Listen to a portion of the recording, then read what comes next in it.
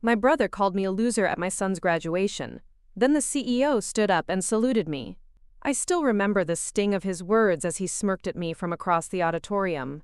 Little did he know I was the one who saved his company from bankruptcy. When the CEO recognized me in front of everyone, my brother's face turned white as a sheet. Before we jump back in, tell us where you're tuning in from, and if this story touches you, make sure you're subscribed, because tomorrow I've saved something extra special for you. I stood in the crowded high school gymnasium, clutching the program booklet so tightly my knuckles had turned white. The gentle hum of excited conversation filled the air as parents, siblings, and friends gathered to celebrate the graduating class of Lincoln High. Colorful banners hung from the ceiling, and the stage was decorated with the school's blue and gold colors. A large sign reading, "Congratulations Class of 2025, dominated the backdrop. My heart swelled with pride as I scanned the rows of students in their blue caps and gowns. Among them sat my son Jason, his tassel swinging slightly as he turned to chat with his friends. This moment represented years of sacrifice, late nights helping with homework, and countless hours of encouragement. As a single mother who had raised him alone since he was 5, this day meant everything to me. I had arrived early to secure a good seat, close enough to capture the perfect photo when Jason walked across the stage. The folding chair was uncomfortable, but nothing could dampen my spirits today. I wore my best dress, a navy blue number I'd splurged on specifically for this occasion, and had even treated myself to a professional hairstyling appointment that morning. Then I spotted him, my brother David, sauntering down the aisle with his designer suit and that perpetual look of superiority. My stomach tightened. I hadn't expected him to come. We hadn't spoken in months, not since our last disastrous family dinner, where he'd belittled my career choices yet again. "Sarah," he nodded curtly as he approached. "Surprised to see you manage to make it on time for once." The subtle dig made my jaw clench, but I forced a smile. "Hello, David. I didn't know you were coming."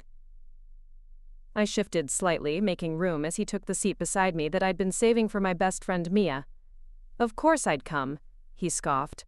"Someone from the family needs to represent success for Jason. Show him what's possible beyond." He gestured vaguely at me. "This." I felt the familiar sting of his judgment, but reminded myself this day wasn't about him or me. It was about Jason. I wouldn't let David ruin it. That seat is actually saved for. "For who? That artist friend of yours?" David snorted, settling in more comfortably. "I think Jason would prefer having his successful uncle in the front row. After all, connections matter in the real world." The irony of his statement wasn't lost on me. David, the self-proclaimed business genius, had no idea how many connections I actually had in the real world. As a senior software engineer at Horizon Technologies, one of the most innovative tech companies in the country, I had built a reputation for solving problems others couldn't crack. But I never flaunted my success the way David did with his mid-level management position at Gardner Financial. My phone vibrated with a text from Mia. "Stuck in traffic. Save me a seat." Too late for that now. The principal walked onto the stage, tapping the microphone to signal the start of the ceremony. I leaned forward, eager to forget about David and focus on what mattered. But my brother wasn't finished. "So, how's the coding going?" he whispered, his voice dripping with condescension. "Still hiding behind a computer screen all day?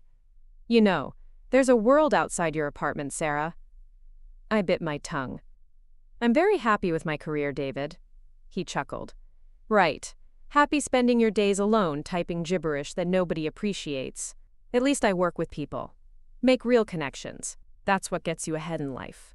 The principal's voice boomed through the speakers, welcoming everyone to the graduation ceremony. I tried to focus on her words, but David continued his whispered commentary. "Jason could have had such a different life if you'd just accepted Dad's offer to work at the family business. Stability, connections, a normal upbringing instead of being raised by a workaholic who could barely make ends meet." My hands trembled slightly. David had no idea that I'd rejected our father's offer because the family business was drowning in debt when Dad died. I'd been the one to quietly pay off those debts, allowing David to take over a clean slate while I built my own path. He never knew that barely making ends meet was the result of my financial sacrifices for both my son and the family David thought he had saved. The first row of graduates stood and made their way toward the stage. I spotted Jason, fifth in line, standing tall and proud. I fumbled for my phone to take a picture. "He looks just like his father," David murmured. Too bad Michael wasn't man enough to stick around. But what could he expect, marrying someone who… "Enough," I hissed, finally losing patience. "This is Jason's day. Please, just let me enjoy it." David raised his eyebrows, that familiar smug smile playing on his lips.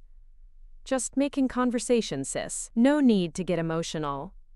Preparing and narrating this story took us a lot of time, so if you are enjoying it, subscribe to our channel. It means a lot to us. Now back to the story. The graduates continued across the stage one by one, each name announced, each family cheering. When Jason's name was called, I rose to my feet, clapping and cheering loudly. "That's my boy!" I couldn't help but shout, my heart bursting with pride as he accepted his diploma, pausing to wave in my direction. David remained seated, offering only polite applause.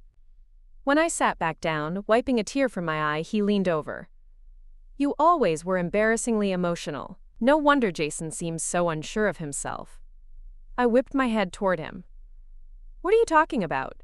Jason is confident and kind and…" "Oh, please," David scoffed. "The boy has potential, but he clearly lacks direction. You should have sent him to Preston Academy like I suggested." "Public school," he shook his head disapprovingly. "What a waste of his potential." What David didn't know was that Jason had received a full scholarship to Preston, but chose Lincoln High to stay with his friends and the robotics team he loved. It had been his decision and I'd supported it, something David could never understand about my parenting philosophy. As the last graduate received their diploma, the principal returned to the podium to introduce the keynote speaker. "We are honored today to welcome a very special guest," she announced. "The founder and CEO of Horizon Technologies, Mr. Alexander Chen." I straightened in my seat, surprised. I knew Alex would be attending. He'd mentioned it in our last meeting, but I had no idea he would be speaking. As the head of my department, we worked closely together, but I'd never mentioned our connection to anyone at Jason's school. A tall, distinguished Asian man in his 50s approached the podium. With his silver-streaked hair and calm demeanor, Alex commanded attention without demanding it, a quality I'd always admired about him. "Thank you for that kind introduction," he began. "Graduates, parents, faculty, it's an honor to share this momentous day with you." David leaned toward me again. "That's Alexander Chen," he whispered, as if I wouldn't recognize my own boss. "His company is revolutionizing the industry. I've been trying to get a meeting with him for months." I nodded, hiding a smile. If only he knew. Alex spoke eloquently about the future awaiting the graduates, the importance of perseverance, and finding purpose beyond success. Then he paused, his eyes scanning the audience. "Before I conclude, I'd like to share a personal story that embodies the values I hope you'll carry forward." He cleared his throat. 6 months ago, Horizon Technologies faced a critical crisis. A security breach threatened not only our company but the privacy of millions of users worldwide. While everyone panicked, one person stayed calm, worked 3 days straight without sleep, and single-handedly created the solution that saved not only our company but potentially the entire industry. I shifted uncomfortably in my seat, realizing where this was going. "That person," Alex continued, "exemplifies what I mean when I talk about purpose beyond success. She never sought recognition. She simply saw a problem and fixed it because it was the right thing to do." David was now sitting forward, clearly interested in this corporate drama. I shrank a little in my seat. "I'm telling you this story because that remarkable person is here today." Alex's eyes found mine in the crowd. "Sarah Mitchell, would you please stand?" A murmur rippled through the audience. David turned to me, his expression morphing from confusion to disbelief. I remained frozen, mortified by the unexpected attention. "Come on, Sarah," Alex encouraged. "These graduates should see what real excellence looks like." Slowly, I rose to my feet, my face burning with embarrassment. The audience, unsure at first, began to applaud. From the graduate section, I could see Jason standing, clapping wildly, his face beaming with pride. "This woman," Alex continued, is not only one of the most brilliant minds in our industry but also, as I've just learned today, the mother of one of your graduates. Sarah Mitchell single-handedly averted what analysts later called the potential digital pandemic of 2024. And she did it while raising an exceptional young man on her own.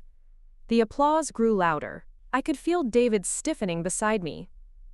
So graduates, when you leave here today, remember Sarah's example. True success isn't about titles or recognition. It's about making a difference when it matters most. Alex then did something completely unexpected. He raised his hand in a formal salute. To Sarah Mitchell and all the unsung heroes who make our world better, we salute you. The entire auditorium erupted in applause. Even the teachers and staff were standing now. And there was Jason, practically jumping up and down with excitement. I finally allowed myself to sit, overwhelmed by the moment. And that's when David leaned over, his face a complex mixture of shock and embarrassment. You work for Horizon Technologies? With Alexander Chen? His voice was barely audible over the continued applause. I nodded, unable to formulate words. Why didn't you ever say anything? He demanded. Before I could answer, Alex was concluding his speech, and the principal was returning to announce the official conferring of degrees. The moment had passed, but the damage to David's perception of me was irreversibly done. As the ceremony concluded and the graduates threw their caps into the air, I lost sight of David in the rush of excited families flooding the floor. I pushed through the crowd, searching for Jason. When I finally found him, he wrapped me in a bear hug that lifted me off my feet. Mom, why didn't you tell me you were such a big deal? He laughed, setting me down. Mr. Chen literally saluted you. I brushed a strand of hair from his face. Because it's not important, honey. What's important is that you did it. You graduated. I'm so proud of you. Sarah. Alex Chen appeared beside us, extending his hand. Forgive me if I embarrassed you. When I saw your name on the program as a parent, I couldn't resist the opportunity to give you the recognition you've always avoided. I shook his hand, still slightly overwhelmed. It's fine, Alex. Thank you for your kind words. This is my son, Jason. The robotics team captain, Alex nodded, shaking Jason's hand firmly. Your mother mentioned your engineering prowess. We should talk about our internship program before you head to college. Jason's eyes widened. Seriously? That would be amazing. She never mentioned you were her boss, came David's voice from behind us. He had finally navigated through the crowd, his expression guarded but curious. And you are? Alex asked politely. David Mitchell, Sarah's brother. He extended his hand eagerly. Ah, yes, Alex shook it briefly. Sarah mentioned you run your family's financial firm. Gardner Financial, correct? David puffed up slightly.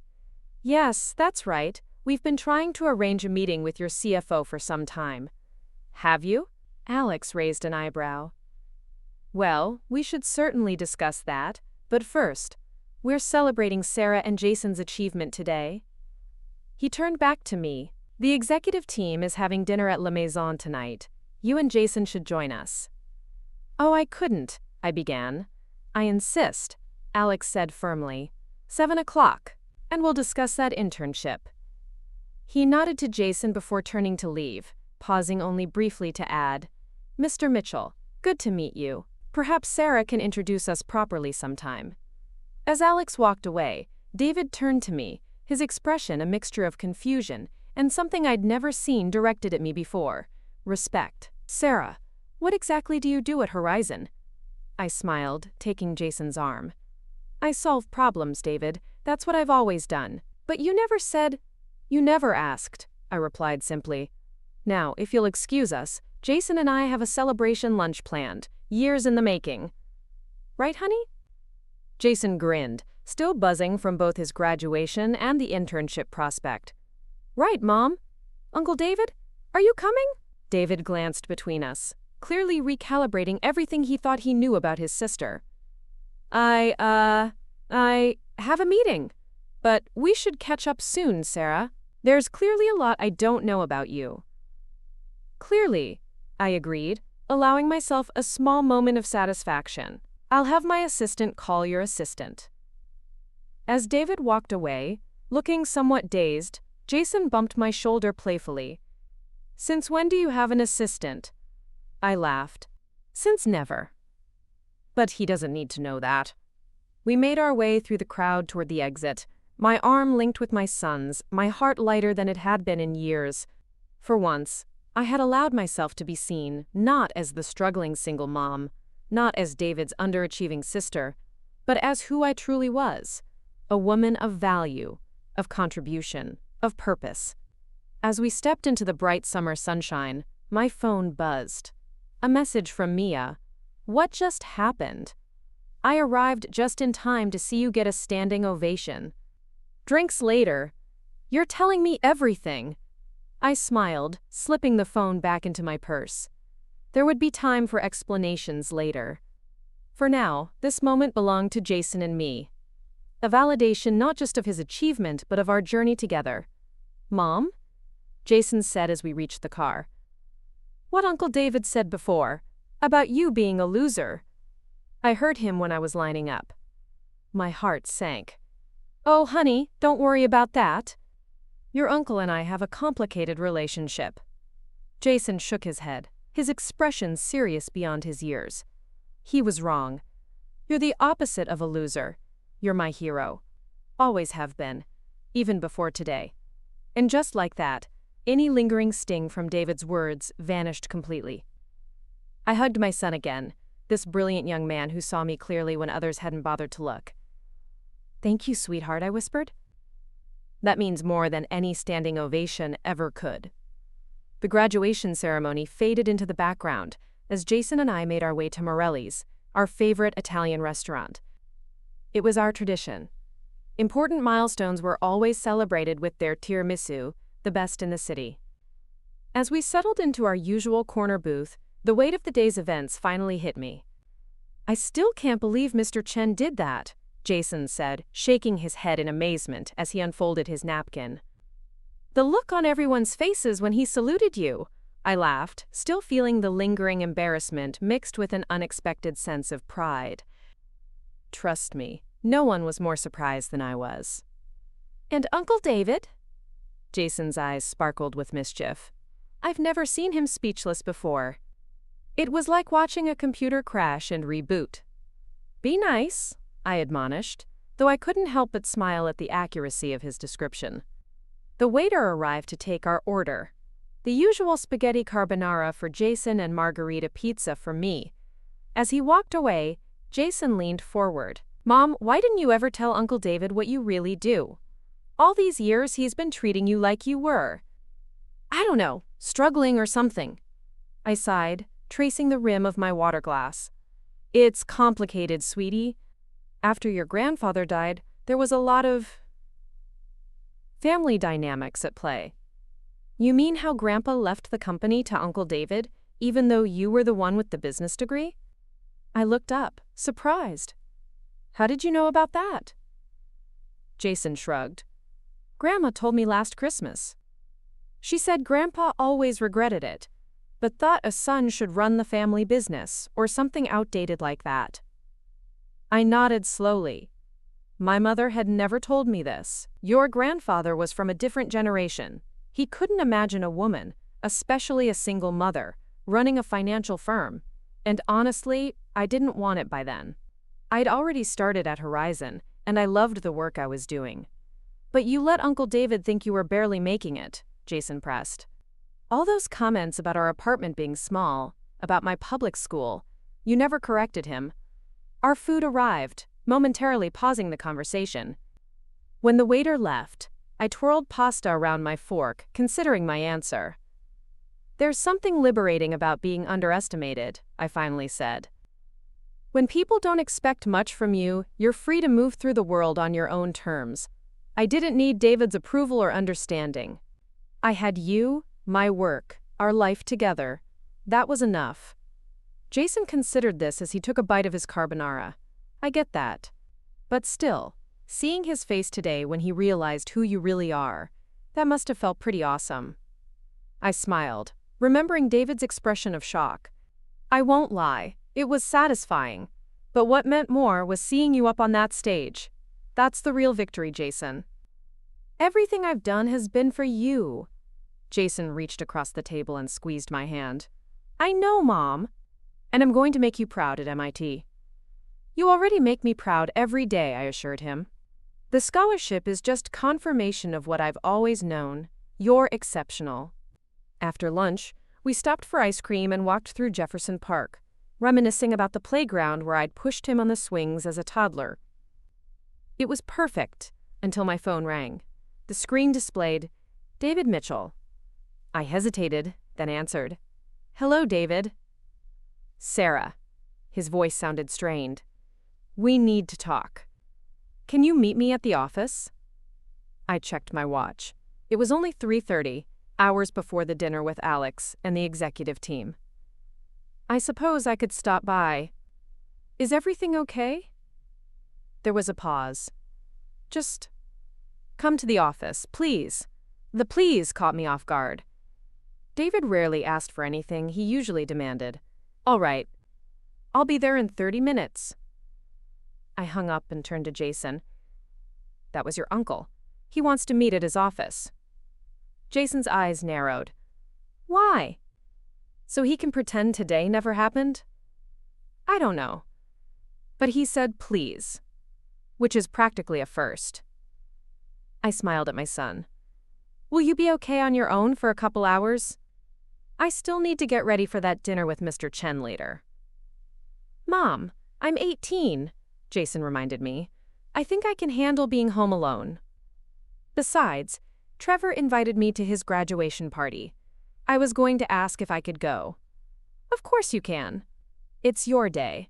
You should celebrate with your friends. I hugged him quickly. I'll drop you at home on my way to see David. 30 minutes later, I found myself standing in front of Gardner Financial, the modest 6-story building that housed the company my father had built from nothing. I hadn't been inside in years, not since the reading of my father's will. The receptionist's eyes widened slightly when I gave my name. Ms. Mitchell. Mr. Mitchell is expecting you. Please, go right up to the top floor. The elevator ride gave me time to collect my thoughts. Why had David sounded so urgent? Was this about Alex Chen? Or was it something else entirely? The doors opened directly into a plush waiting area.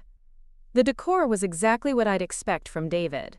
Traditional, masculine, designed to impress clients with its solidity rather than its innovation. Sarah. David emerged from the corner office, his tie loosened, and his earlier confidence noticeably diminished. Thank you for coming. Please come in. I followed him into the office that had once been our father's. David had changed very little. The same heavy mahogany desk, the same leather chairs, even the same landscape paintings on the walls. The only addition was a large family photo on the credenza behind the desk. David, his wife Karen, and their 2 children, Emma and Tyler. Can I get you something to drink? Coffee? Water? David offered, uncharacteristically solicitous. I'm fine. What's this about, David? He sank into his chair, running a hand through his hair. It's about Gardner Financial. We're in trouble, Sarah. Serious trouble. I sat down across from him. What kind of trouble? Financial trouble. He opened a drawer and pulled out a folder, sliding it across the desk. We're 3 months away from bankruptcy. I stared at him, processing his words. That's not possible. The quarterly reports were manipulated, he admitted, his voice barely above a whisper. Not by me, he added quickly, seeing my expression. By Marcus Wells, our CFO. He's been cooking the books for over a year. I only discovered it last week when the audit team raised red flags. I opened the folder and scanned the contents. Financial statements, audit reports, projections. The picture they painted was grim. Gardner Financial wasn't just struggling, it was in free fall. Where's Marcus now? Gone. Disappeared the day after I confronted him. Took his family and emptied their bank accounts. David's voice was hollow. The board doesn't know yet, neither does anyone else. I've been trying to figure out how to fix this before it becomes public. I closed the folder and looked at my brother, really looked at him. For the first time, I could see past the arrogance to the fear beneath. David wasn't just worried about the company, he was terrified. "Why are you telling me this? What do you expect me to do?" He met my gaze directly. "I need your help, Sarah. Today at the graduation, I realized I've completely misjudged you.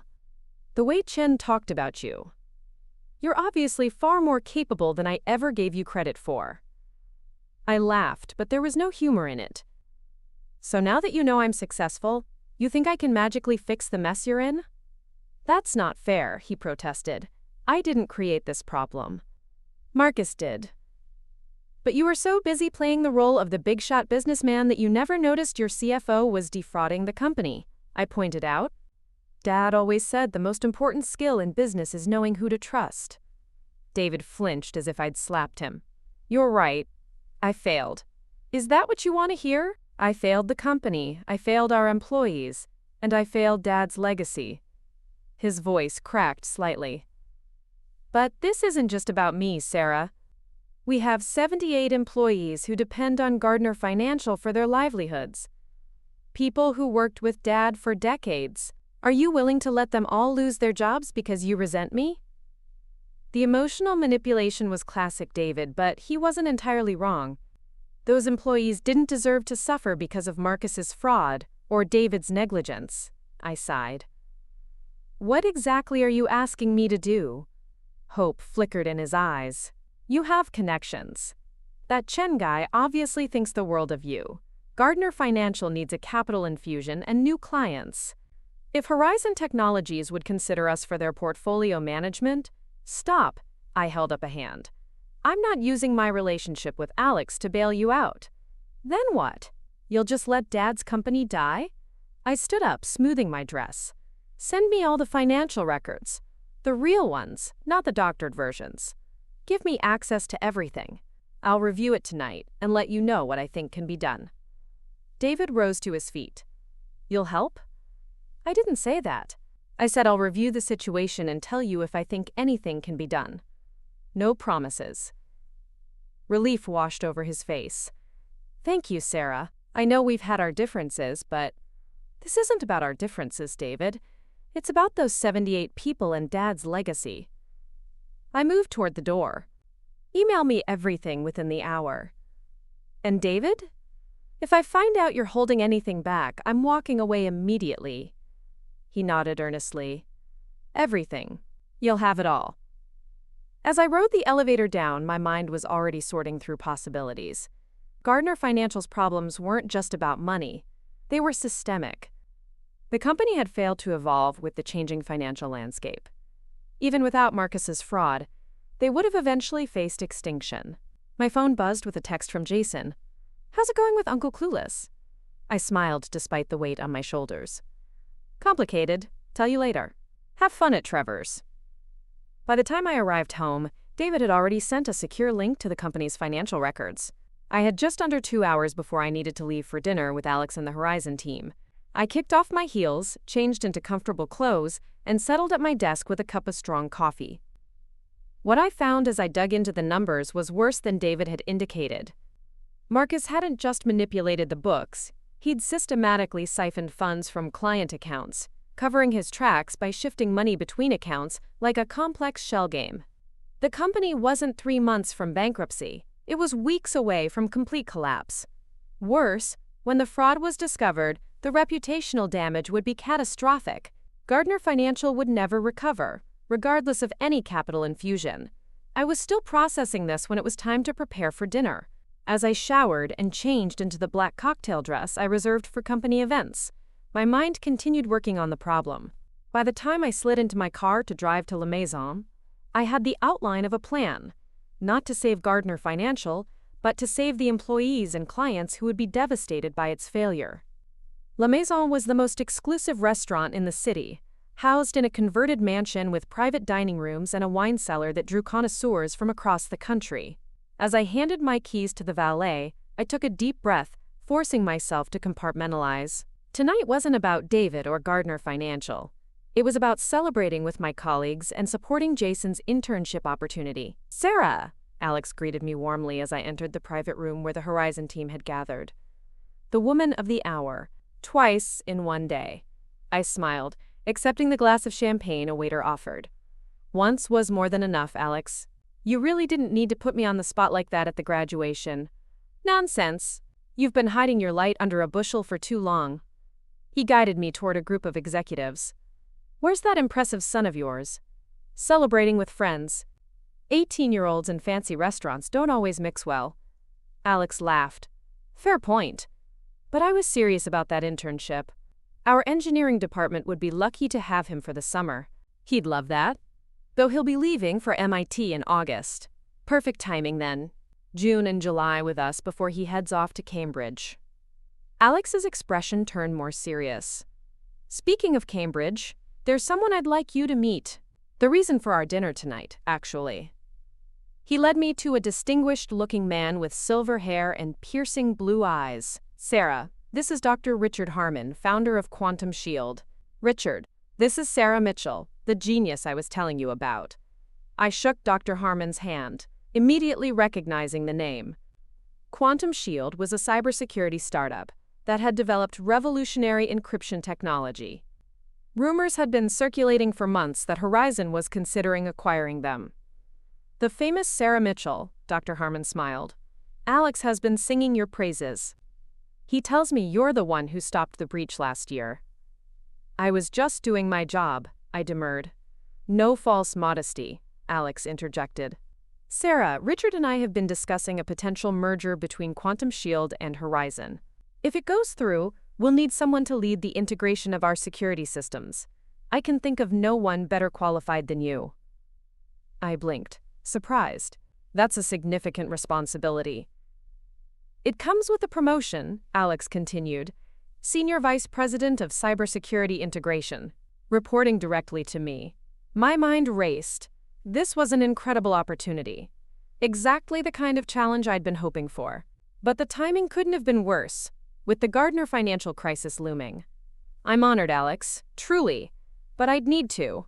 Think about it? Of course. Take the weekend. But Richard's only in town until Monday, so we'd need your decision by then.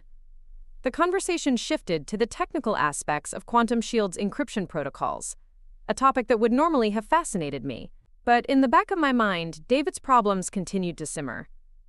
As dinner progressed, I found myself seated beside Horizon's Chief Financial Officer, Eleanor Kim.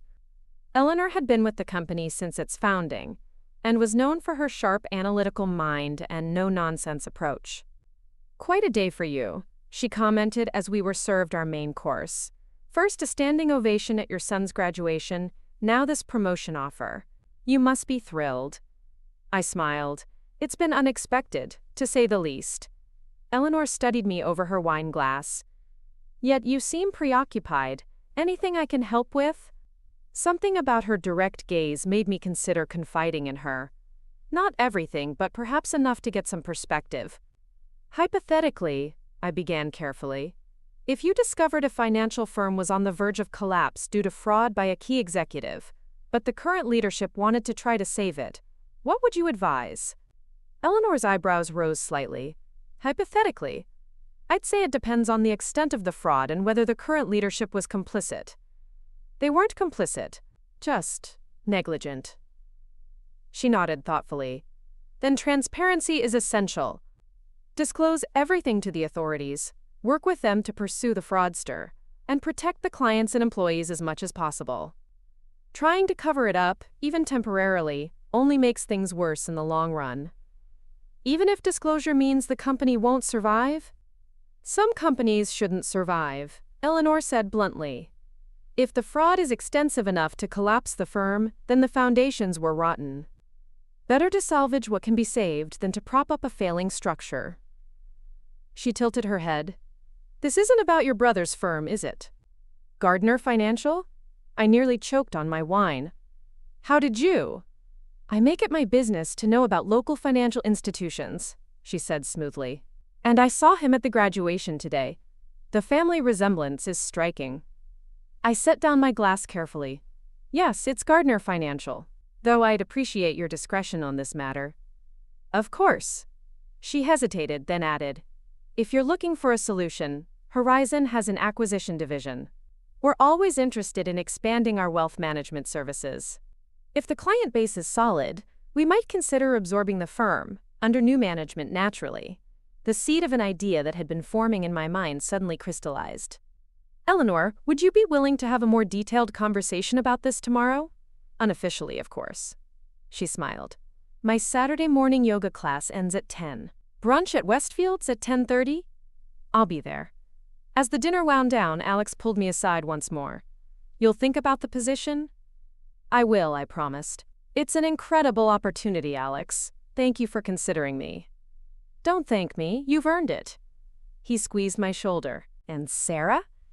Whatever's bothering you, and don't deny something, is, remember, you're not alone. The Horizon family looks after its own. His words stayed with me during the drive home. The Horizon family looks after its own.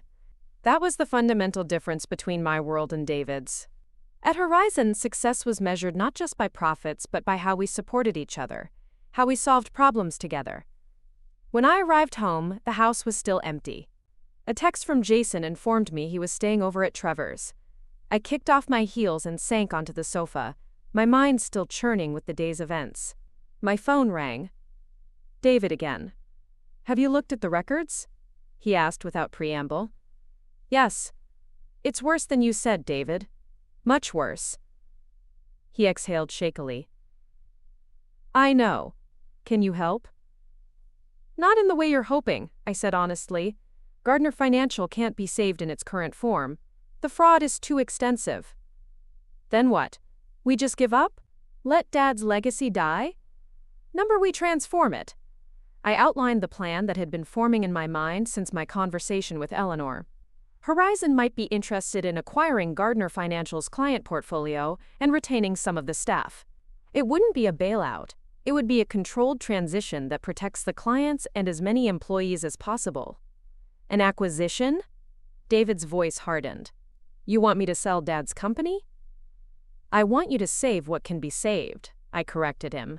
The company as it exists is already dead, David. Marcus saw to that. This is about minimizing the damage. There was a long silence. Then, and what happens to me in this scenario? The question I'd been expecting. That depends on how you handle this. If you cooperate fully with authorities, disclose everything voluntarily, and help with the transition, there's a chance you could avoid criminal charges for negligence. You won't retain leadership, but you might be able to preserve something of your reputation. And if I don't agree to this plan, then I can't help you, and you'll likely face the full consequences when this all comes to light, which it will, with or without your cooperation. Another long silence. I need to think about this. Don't think too long. I'm meeting with Horizon's CFO tomorrow morning to discuss possibilities. This opportunity won't wait, David. After we hung up, I sat in the quiet of my living room, emotionally exhausted, yet strangely at peace. For years, I had lived in the shadow of my family's expectations and disappointments. Today, I had finally stepped into the light, not just at the graduation ceremony, but in taking control of a situation that David, for all his posturing, couldn't handle. My phone buzzed with a text from Jason. Had the best day ever. First graduation, then finding out my mom is secretly a superhero. Now Trevor's dad is letting us use his boat tomorrow. Love you, Mom. You're amazing. I smiled, tears pricking at my eyes. In the end, that was all that mattered. Not David's approval, not the promotion, not even saving Gardner Financial. My son was proud of me. He was happy. And for tonight, that was enough. The morning light streamed through the windows of Westfield's, the upscale brunch spot where Eleanor had suggested we meet. I arrived early, selecting a quiet corner table that offered privacy while still allowing me to watch the entrance. My mind had been racing all night, developing and refining the outline of a plan that could potentially save the employees of Gardner Financial while preventing a devastating blow to the clients who trusted the firm with their investments. I ordered a black coffee, needing the caffeine after a restless night. The waitress had just delivered it when Eleanor walked in, dressed in yoga pants and a fitted jacket, her dark hair pulled back in a sleek ponytail. She spotted me immediately and made her way across the restaurant. "Good morning," she said, sliding into the seat across from me. "I hope you don't mind the casual attire. Saturday is my one day to dress down." "Not at all," I assured her. "Thanks for meeting me on such short notice." Eleanor signaled to the waitress for coffee, then turned her full attention to me. "So, Gardner Financial, tell me everything." For the next 30 minutes, I laid out the situation in detail. Marcus's fraud, the extent of the financial damage, the timeline we were facing, and my concerns for the employees and clients. Eleanor listened intently, occasionally asking sharp questions that cut straight to the heart of the matter. When I finished, she sat back, fingers tapping thoughtfully against her coffee cup. "You're right about one thing. The firm can't be saved in its current form. The fraud is too extensive, and the regulatory repercussions would be insurmountable." "That's what I thought," I nodded. "But there's still value there. The client relationships, some of the advisors, the established reputation before all this." "Potentially," Eleanor agreed. "Though the reputation will take a significant hit once this becomes public, regardless of how it's handled." She studied me closely. "What's your stake in this, Sarah? Why do you care if your brother's firm fails?" The question caught me off guard. "I don't care about the firm," I admitted after a moment. "But there are 78 employees whose livelihoods are at stake. People who worked with my father for years. They don't deserve to lose everything because of Marcus's crimes and David's negligence." Eleanor's expression softened slightly. "Admirable, but business decisions rarely have room for sentiment." "It's not just sentiment," I countered. "It's strategic. Gardner Financial has a solid client base, mostly mid-tier wealth management clients who've been with the firm for generations. That's a demographic Horizon has been trying to penetrate for years." A slight smile played at Eleanor's lips. "You've done your homework." "I've been paying more attention to my brother's business than he realized," I said dryly. The waitress returned to take our food orders. A veggie omelet for Eleanor, avocado toast for me. When she left, Eleanor leaned forward, her voice lowered. "All right, let's say I'm interested. What exactly are you proposing?" I outlined my concept. Horizon would acquire Gardner Financial's client portfolio and select staff. The acquisition would be positioned as a strategic merger, emphasizing continuity of service for clients, while bringing them the added security of Horizon's resources and technology. "And your brother?" Eleanor asked, arching an eyebrow. "Where does he fit in this scenario?" "He doesn't," I said firmly. "David would need to step down completely. He could retain a title for appearance's sake during the transition, but no actual authority." "He'll fight that." "Initially, yes. But when the alternative is potential criminal charges for failing to prevent the fraud, I think he'll come around." Eleanor nodded slowly. "You understand, we'd need to conduct our own forensic audit before proceeding with anything like this." "Of course. And everything would need to be disclosed to the appropriate regulatory bodies. Transparency is essential." "Agreed." She pulled out her phone and checked her calendar. "I can have our acquisition team review this Monday morning. If they're interested, we could potentially move quickly, but only if your brother cooperates fully. I'll make sure he understands what's at stake," I promised. Eleanor put her phone away and fixed me with a penetrating gaze. "One more thing, Sarah. Alex's offer of the SVP position. How does that factor into this?" I blinked, caught off guard by the question. "It doesn't. The two situations are completely separate." "Are they?" She smiled knowingly. "You're in an interesting position. On one hand, a career-defining promotion. On the other, saving your family's legacy. Or at least parts of it. Most people would see a potential conflict of interest." "There's no conflict," I insisted. "Whether I take the SVP position or not has no bearing on whether Horizon should acquire Gardner Financial. That decision should be based solely on business merits." Eleanor's smile widened. "And that, Sarah Mitchell, is exactly why you deserve that promotion. Your integrity is as impressive as your technical skills." She raised her coffee cup in a small toast. I'll support the acquisition exploration, assuming the numbers check out. And I'll tell Alex he'd be a fool to let you go. Relief washed over me. Thank you, Eleanor. Don't thank me yet. The hard part is still ahead, convincing your brother to accept reality. As if on cue, my phone buzzed with a text from David. We need to talk. Come to the house. 1 p.m. I showed Eleanor the message. Looks like that conversation is happening sooner rather than later. Good luck, she said, her expression sympathetic. Family business is always the most complicated kind. After brunch, I drove home to change before meeting David. Jason had texted that he was spending the day on Trevor's family boat and would be home for dinner. The house felt unusually quiet as I moved through it, changing from my brunch attire into jeans and a casual blouse.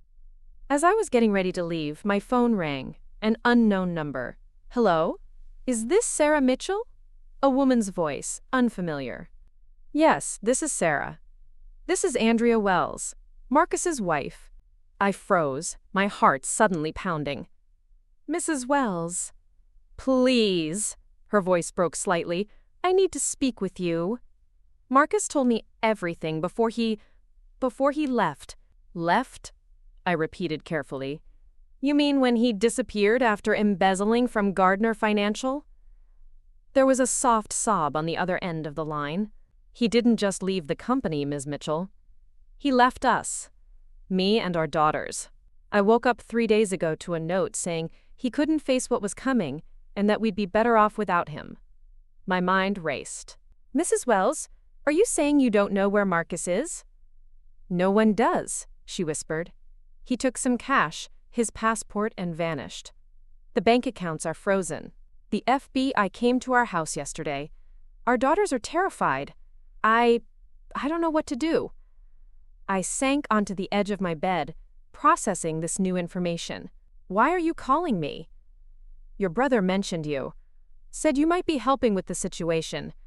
There was a desperate edge to her voice. I didn't know about any of this, Ms. Mitchell. I swear. Whatever Marcus did, my girls and I are innocent. I believed her. Marcus Wells had always struck me as the type of man who would keep his professional and personal lives strictly separated. Where are you now, Mrs. Wells? At my sister's house in Riverview. The media has been camped outside our home since the FBI visit. The story is public? This changed everything. Not yet, but it will be soon. The agents weren't exactly subtle. Her voice trembled. My daughters are 12 and 14, Ms. Mitchell. They idolized their father. How do I tell them he's not just gone, but that he's a criminal? I closed my eyes, my heart aching for this woman and her children. Mrs. Wells, I'm so sorry you're going through this. I wish I could help, but I'm not officially involved with Gardner Financial. But you could be, she said quickly. Your brother said you might take over. If you do, please remember that we're victims too. After promising to keep her situation in mind, I ended the call and sat for a long moment, absorbing this new development. If the FBI was already involved and the media was circling, our timeline had just accelerated dramatically. David needed to understand how urgent this situation had become. At precisely 1 p.m., I pulled into the circular driveway of David's suburban mansion. The sprawling Tudor-style home with its manicured lawns had always seemed like a physical manifestation of my brother's desire to project success and stability. Today it felt like a facade about to crumble. Karen, David's wife, answered the door. Her usual polished appearance was notably absent, her blonde hair pulled back in a hasty ponytail, her face free of makeup, her eyes red-rimmed. "Sarah?" she said quietly, stepping back to let me in. "Thank you for coming." I followed her through the marble-floored entryway into the formal living room, where David sat staring at a tumbler of amber liquid, despite the early hour. He looked up as I entered, and I was struck by how much he had aged overnight. New lines etched around his eyes, his shoulders slumped in a way I'd never seen before. "You've heard," he said, not a question. "About Marcus disappearing and the FBI investigation?" "Yes. Andrea Wells just called me." David's eyes widened. "She called you? Why?" "Because she's terrified and desperate, and apparently you mentioned I might be taking over." I sat down across from him, which is news to me. Karen perched on the arm of David's chair, her hand resting protectively on his shoulder. "We've been up all night discussing options," she said. "After you suggested the Horizon acquisition, David realized you might be the only person who could salvage anything from this mess." I studied my brother's face, searching for signs of his usual arrogance or manipulation. Instead, I saw only exhaustion and defeat. "The FBI came to the office yesterday afternoon," he said, his voice hollow. "They've frozen all the company accounts, seized records. It's only a matter of time before they make arrests." "Arrests?" I repeated. "David, if you weren't involved in the fraud—" "I wasn't," he insisted, an echo of his old fire flaring briefly. "But I was the CEO. The responsibility stops with me. At minimum, I'm looking at charges of negligence and failure to maintain proper oversight." Karen squeezed his shoulder. "They took his passport, Sarah." The severity of the situation sank in. If the FBI had already restricted David's travel, they were serious about building a case against him, regardless of his direct involvement in Marcus's scheme. "Tell me about your conversation with Horizon," David said, setting his drink aside. "Is there any hope there?" I explained my meeting with Eleanor, her interest in exploring an acquisition, the necessity for a forensic audit, and the condition of full transparency with authorities. "And my role?" David asked, his expression guarded. "You'd need to step down completely," I said, gently but firmly. "You could maintain a title during the transition for appearance's sake, but no actual authority." He nodded slowly, surprising me with his lack of protest. "And the employees?" Horizon would likely retain most of the financial advisors and their support staff, anyone directly involved in maintaining client relationships. Back-office operations would probably be consolidated with Horizon's existing infrastructure. "Better than nothing," David murmured almost to himself. Then he looked up at me, his eyes clear despite the whiskey. "I'll do it, Sarah. Whatever it takes to protect as many people as possible." Karen gasped softly. "David, are you sure? Your father's company isn't worth protecting people's livelihoods," he finished. "Dad would have made the same choice." I studied my brother, searching for signs of the entitled, arrogant man who had called me a loser just yesterday. In his place sat someone humbled, scared, but finally taking responsibility. "There's something else you should know," I said carefully. "Horizon has offered me a promotion, Senior Vice President of Cybersecurity Integration. If I accept, I'd be overseeing a merger with another company entirely." David frowned. "Would that prevent you from helping with the Gardner situation?" "Not directly, but it could create a perception of conflict of interest." I leaned forward. "David, I need to be clear about something. I can help facilitate discussions between Gardner Financial and Horizon, but I can't be the one leading the acquisition from either side. This needs to be handled by people without our family connection." He nodded slowly. "I understand. But you'll still advise me? Help me navigate this?" The vulnerability in his question caught me off guard. For perhaps the first time in our adult lives, David was openly asking for my help, not as a last resort, but as someone whose judgment he trusted. "Yes," I promised. "I'll help you through this." Karen stood suddenly. "I'll make some coffee. This might be a long afternoon." As she left the room, David and I sat in momentary silence. Then he spoke, his voice low and strained. "I'm sorry, Sarah. For yesterday. For all the years before that." He met my gaze directly. "I've been an arrogant fool." "Yes, you have," I agreed, but without heat. "Why, David? What were you trying to prove all these years?" He sighed heavily. "That Dad made the right choice, that I deserve to run the company instead of you." A rueful smile touched his lips. Pretty ironic, considering how things turned out. "It wasn't a competition," I said softly. "It never was. We both found our paths. Yours, more successfully than mine, apparently." He gestured around him. "All this, the house, the cars, the country club membership, it was never about the things themselves. It was about proving I was worthy of Dad's legacy. And now? Now I just want to make sure 78 people don't lose their jobs because of my failure." He leaned back, suddenly looking exhausted. "How do you do it, Sarah? How did you build this whole impressive career without ever needing to prove anything to anyone? I considered his question carefully. I think I stopped seeking external validation after Michael left.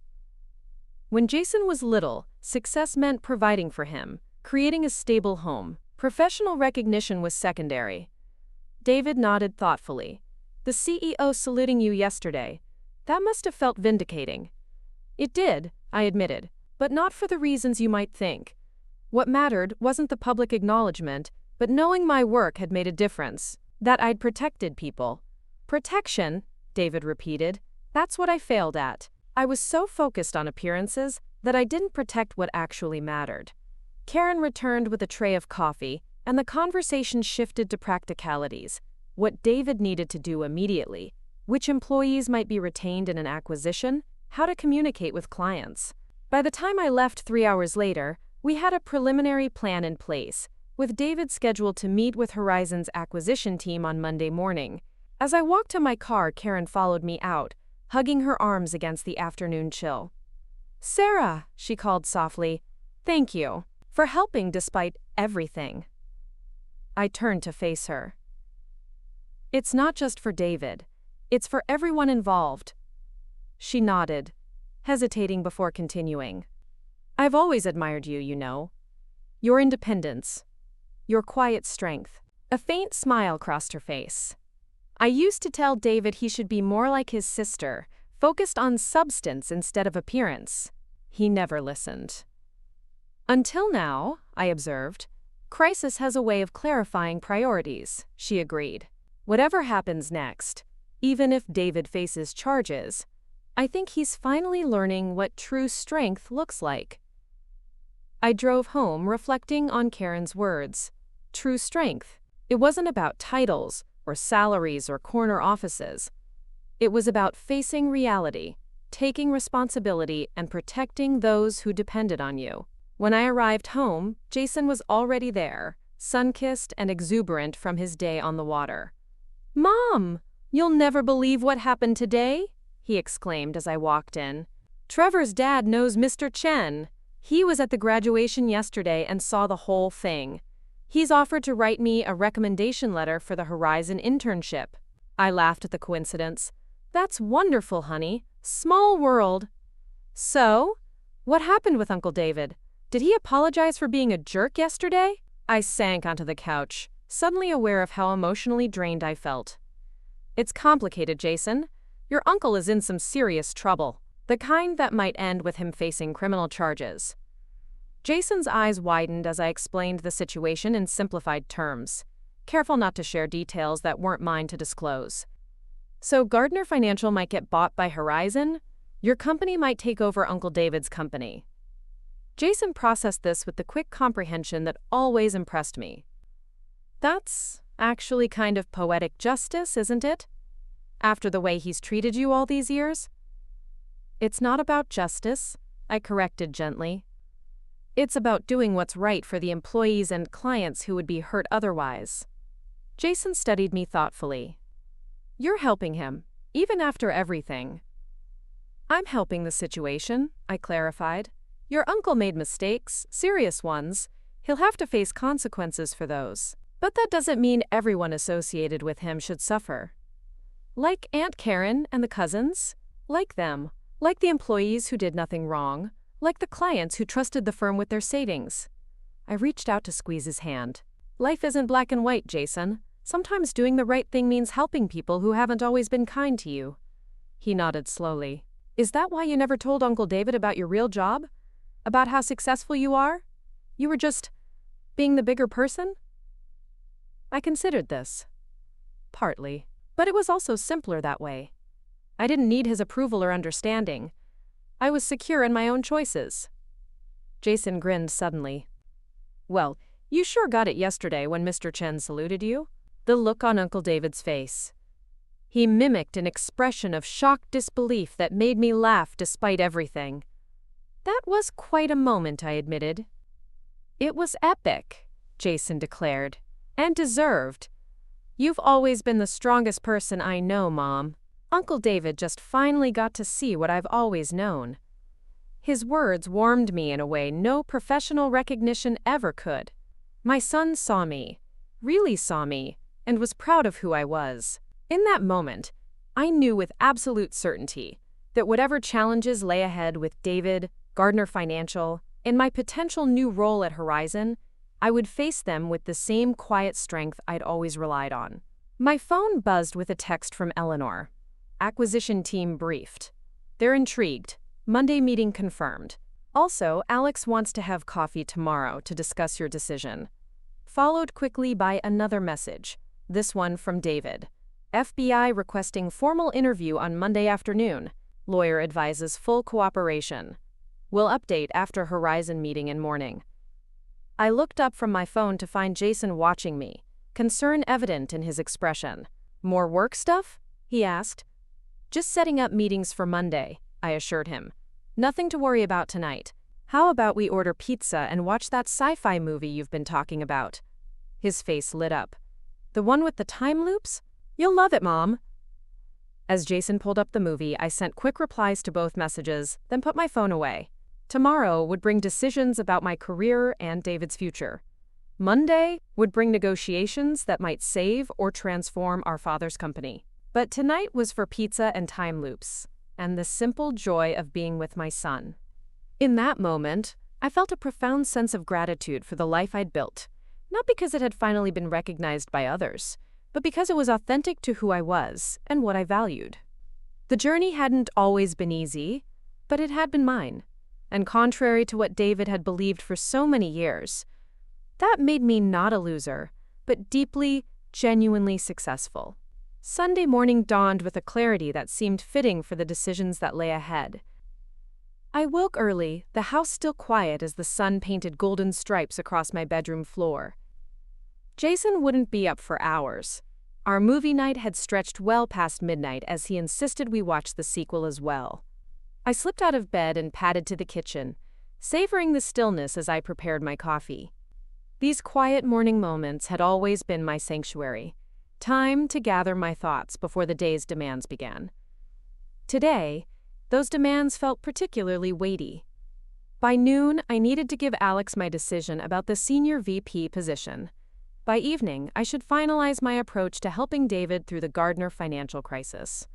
Two pivotal choices, both with far-reaching implications.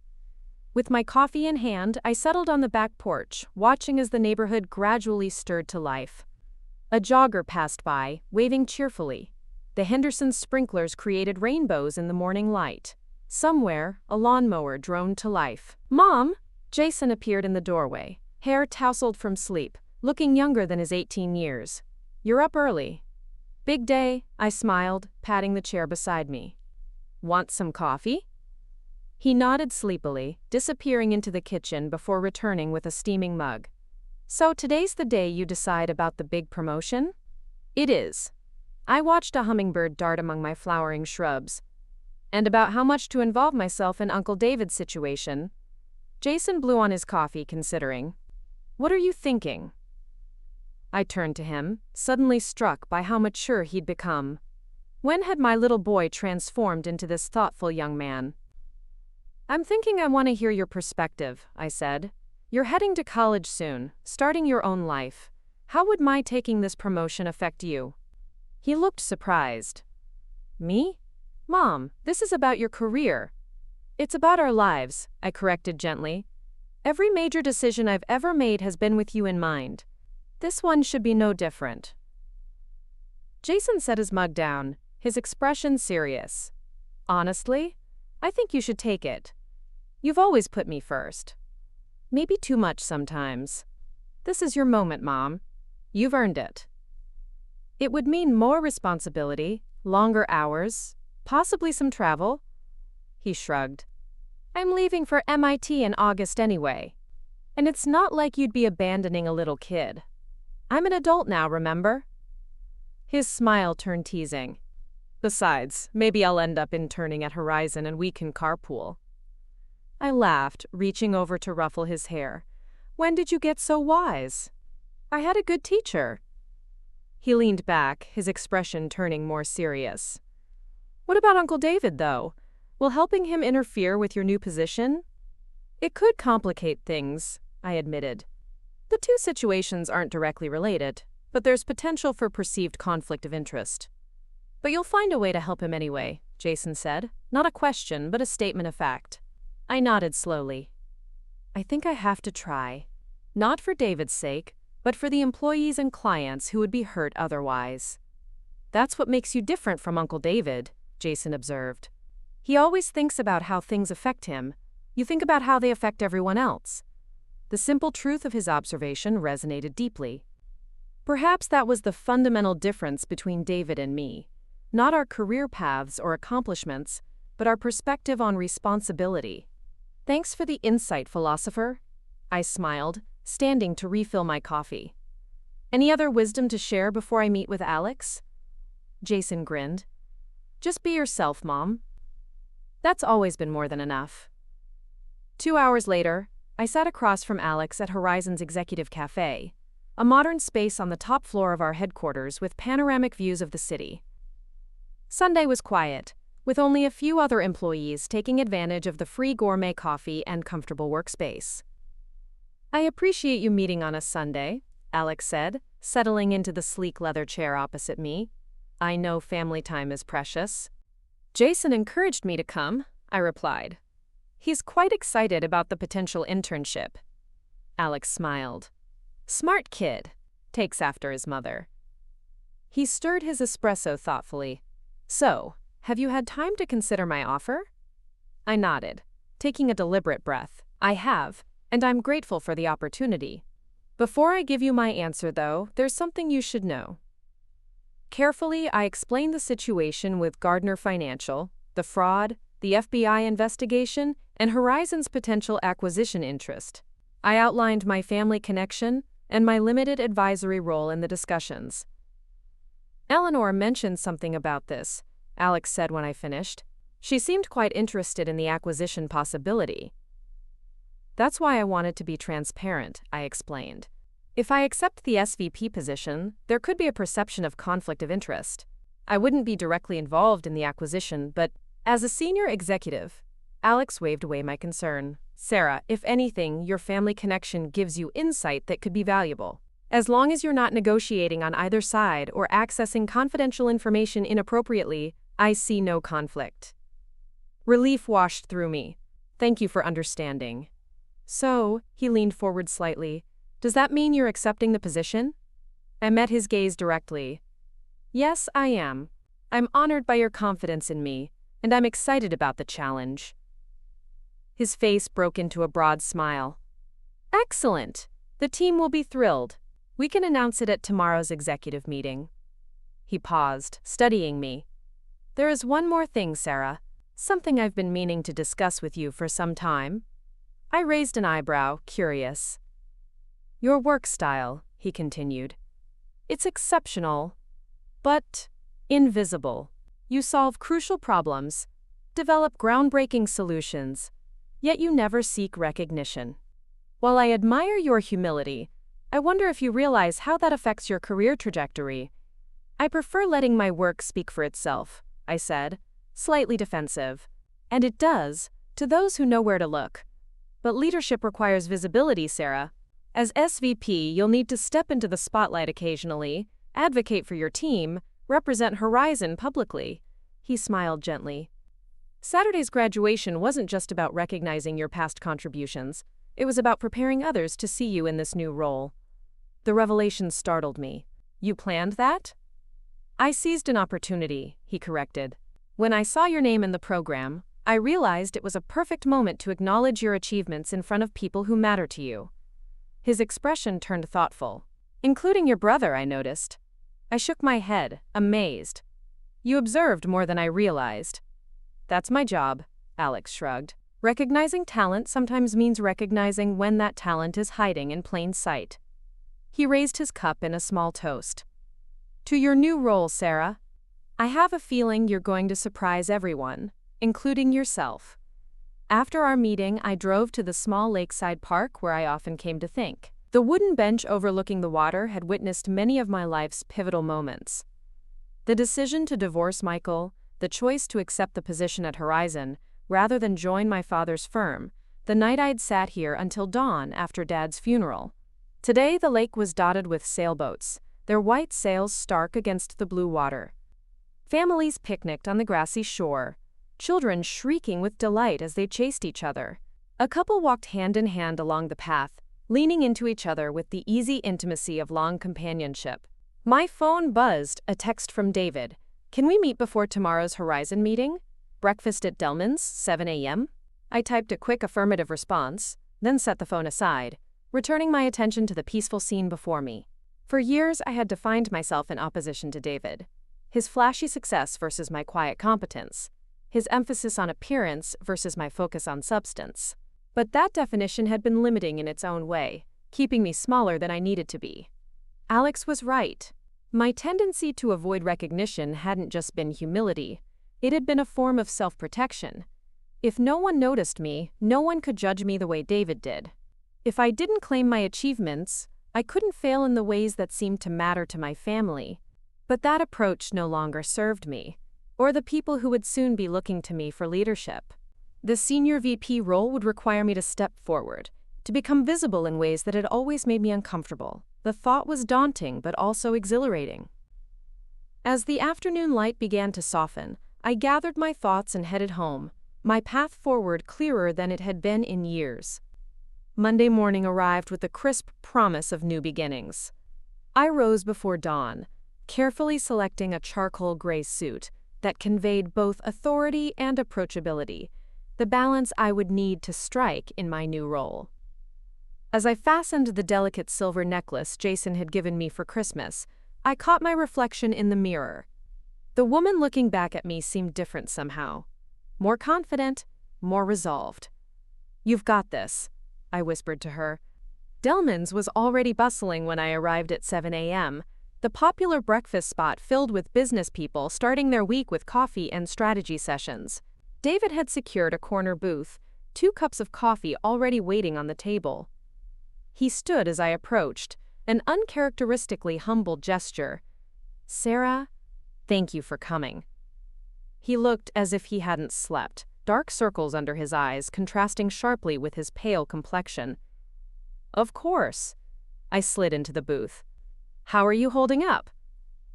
He gave a hollow laugh. "About as well as you'd expect." He pushed a folder across the table. "My lawyer prepared this for the Horizon meeting. It outlines what we know about the fraud, the current financial position, and the client portfolio value."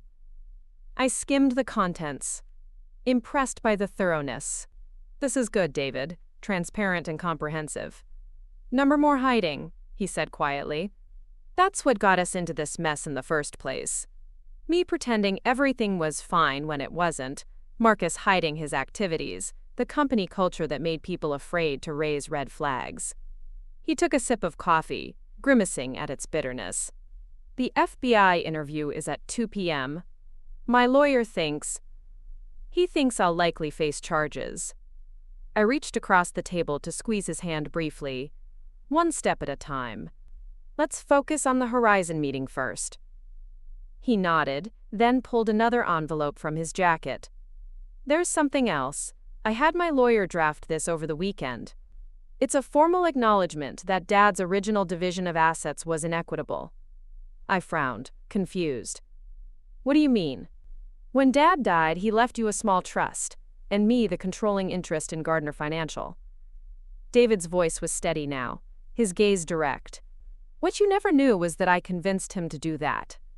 I manipulated him, Sarah.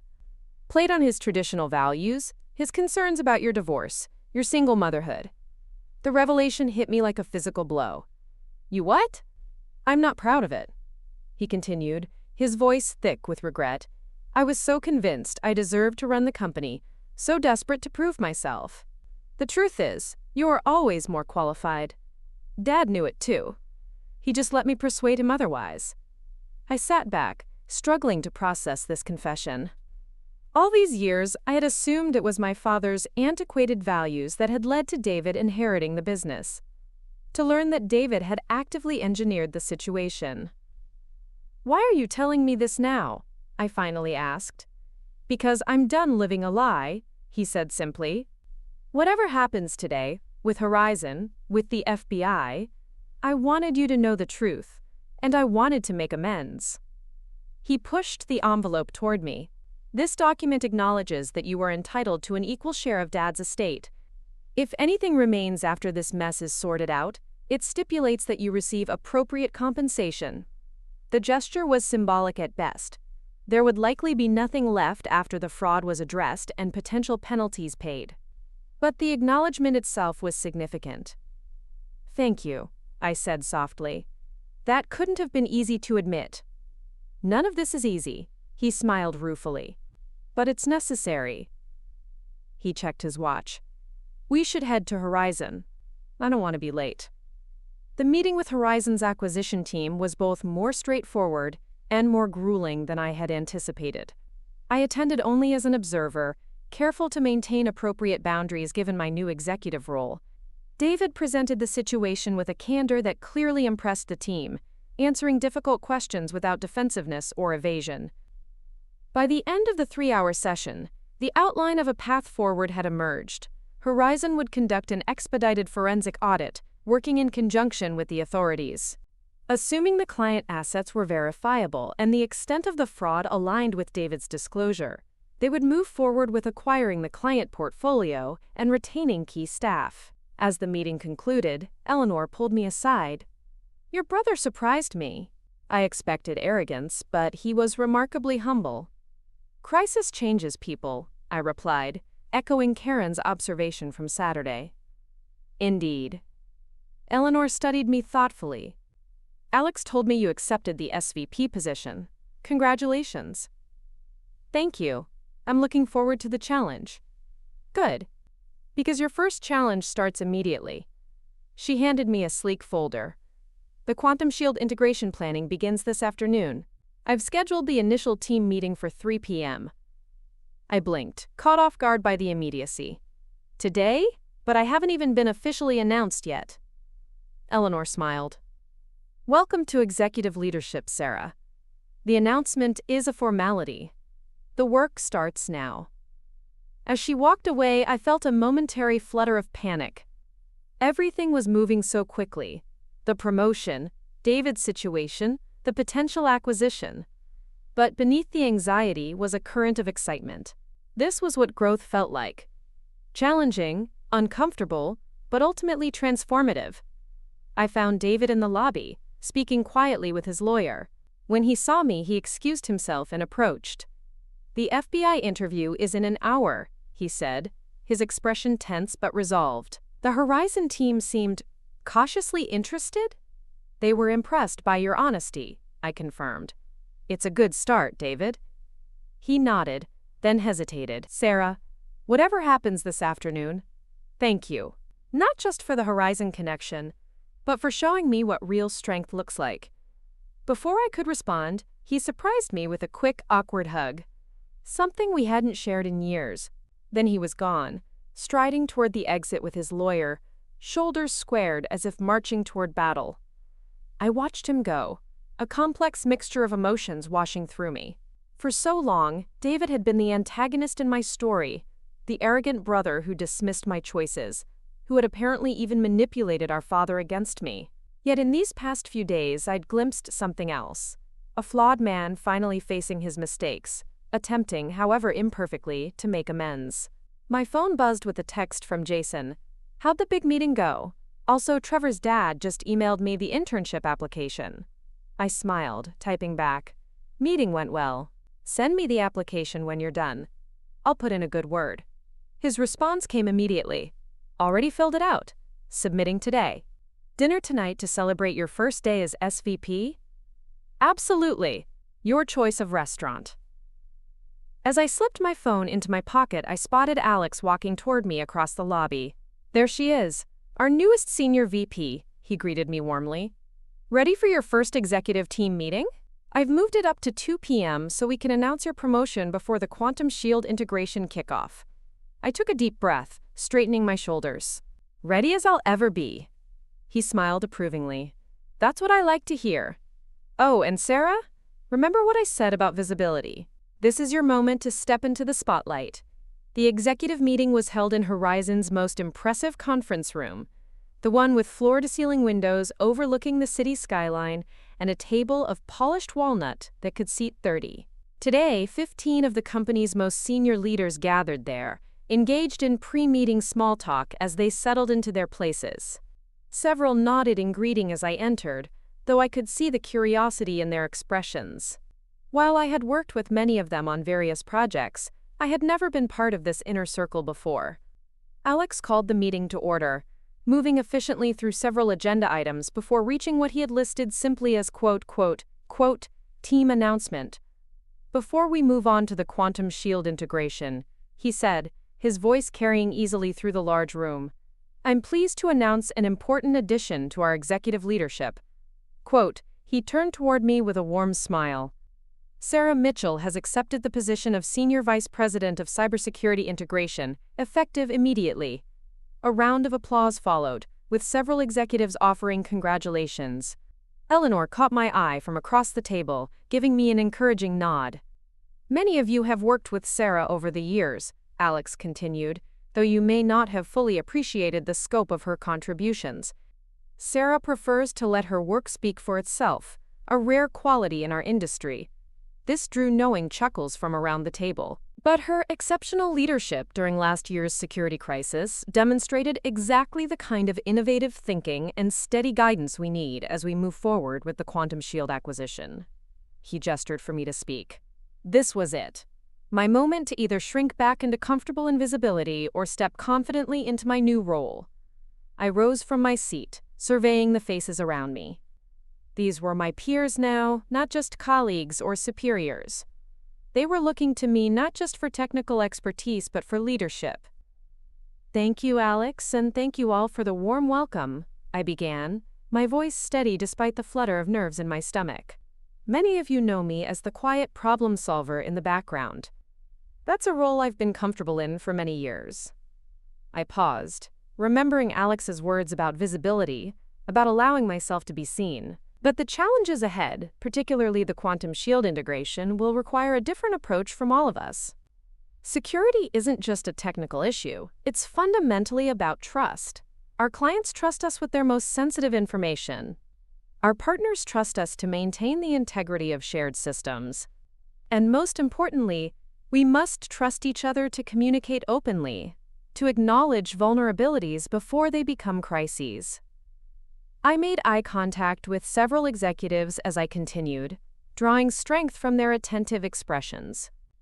In my new role, I'll be focusing on building those trust relationships between our team and quantum shields, between our security protocols and their encryption technology, and between our company and the clients who depend on us. I look forward to working with each of you to ensure this integration strengthens Horizon's position as an industry leader in both innovation and security. The response was immediate and gratifying. Nods of approval, thoughtful questions, offers of support. As I sat down, Alex gave me a subtle thumbs up. I had passed the first test, transitioning from behind-the-scenes problem solver to visible leader. The meeting continued, shifting to the quantum shield integration specifics. I contributed where appropriate, laying out my initial approach to merging the security infrastructures. By the time we adjourned, I had scheduled follow-up meetings with 3 key department heads and received invitations to 2 executive strategy sessions. As we filed out of the conference room, my phone buzzed with a text from David. FBI interview complete. Cooperated fully. No arrest today but investigation continuing. Lawyer cautiously optimistic. Horizon acquisition team reached out. They want to move quickly. Call you tonight with details. I exhaled slowly, relieved that at least the immediate crisis had been averted. David's cooperation seemed to be working in his favor, just as I had hoped. There was no time to dwell on it, however. The Quantum Shield integration team was gathering in 5 minutes, and as the new SVP, I would be leading the meeting.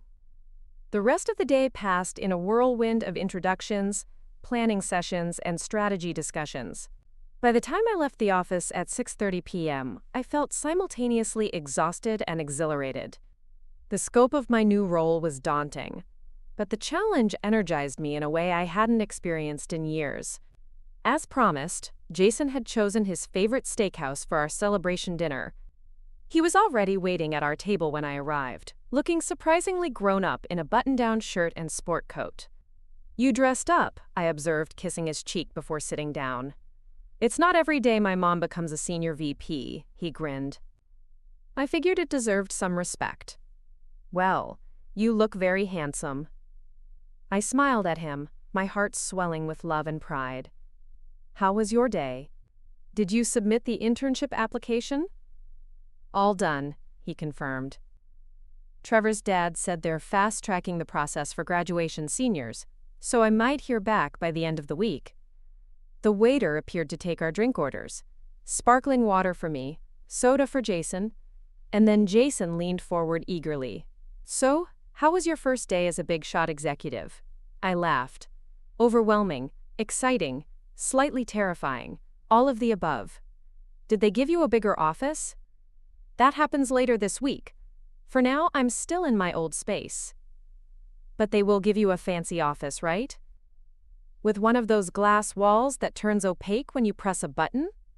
His eyes gleamed with enthusiasm for the trappings of corporate success. "I have no idea," I admitted. "But if they do, you'll be the first to test it out." Our meals arrived. Filet mignon for me, the largest ribeye on the menu for Jason, whose appetite seemed to grow daily despite his lean frame. As we ate, I filled him in on the day's events, including the brief update from David. "So Uncle David might actually avoid jail?" Jason asked, surprised. "It's possible, if he continues to cooperate fully, and if the investigation confirms he wasn't directly involved in the fraud." I took a sip of water. The Horizon acquisition is moving forward too, which is good news for the employees. Jason nodded thoughtfully, then asked the question I'd been expecting. "Are you going to forgive him? Uncle David, I mean. For how he's treated you all these years?" I considered this carefully. Forgiveness isn't a single moment, Jason. It's a process. David and I have decades of complicated history between us. That doesn't disappear overnight, even with genuine remorse on his part. "But you're helping him anyway," Jason observed. "Yes, because forgiveness isn't about erasing the past. It's about choosing not to let it control your future." I smiled at my son, marveling at how these conversations had evolved as he'd grown. Sometimes the most powerful thing you can do is help someone who doesn't deserve it. Jason's phone buzzed, and he glanced at it briefly before his eyes widened. "Mom, it's an email from Horizon about the internship." "Already? Open it." He tapped the screen, scanning the message quickly before his face broke into a wide grin. "I got it! Engineering department, starting June 15th. He looked up, his expression a mixture of excitement and disbelief. "That was so fast! Do you think your promotion had something to do with it?" "I'm sure your qualifications and recommendation from Trevor's father were more than enough," I assured him. "But I certainly won't object to having you at Horizon this summer." We spent the rest of dinner discussing the internship and Jason's upcoming graduation celebrations. It wasn't until we were walking to our cars that my phone rang, David calling as promised. "Do you need to take that?" Jason asked, noticing my hesitation. "It can wait until I get home," I decided, silencing the ringer. "Tonight is about us celebrating." Jason hugged me tightly before we parted ways in the parking lot. "I'm really proud of you, Mom. You know that, right?" "Thank you, sweetheart," I whispered, my throat suddenly tight with emotion. "That means everything to me."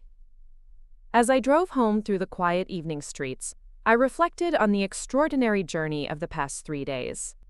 From being called a loser at Jason's graduation to becoming a senior VP at Horizon, from years of being underestimated by my brother to helping navigate him through the greatest crisis of his life. The path forward wasn't perfectly clear. David's legal troubles were far from resolved. The Gardner financial acquisition would be complex and potentially contentious. My new role at Horizon would demand more of me than any position I'd held before.